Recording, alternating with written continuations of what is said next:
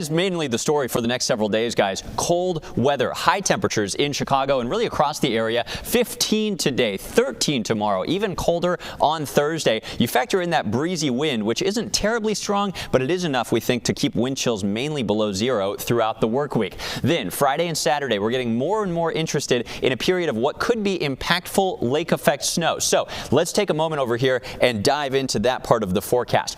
The setup for this potential lake effect snow event, which remember, we just had a big one in Chicago over last weekend, is an Arctic area of high pressure sliding down the plains to our west on Thursday night. These big high pressures have a clockwise flow around them, so this means a north wind coming over a relatively unfrozen Lake Michigan, and you know that can lead to a big spine or a big line of lake effect snow. We expect that to whip from Indiana into Chicago Thursday night into Friday. Then look at this. Depending on the wind direction, of course, which can be very tricky, this band wobbles back and forth between Chicago and Indiana all day Friday, all day Saturday, and potentially even into Sunday morning. Now, obviously, if this moves a lot, it will cut down on our snowfall totals. If it sits in the same spot, it could mean some significant snowfall totals. It's still 3 to 4 days out, so please check back for updates. But the most likely impacted area includes Chicago and much of northwest Indiana. Looks quite likely that Friday and Saturday we could see 3 to 6 inches in those areas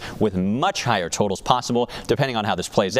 One variable that will impact this is how much ice is covering the lake. Since it's been so cold all week, we've jumped from 15% to 35% ice coverage. If this keeps expanding, it's going to cut down on how much lake effect snow can form over that unfrozen water. So lots to watch. Of course, we will keep you posted over the next few days.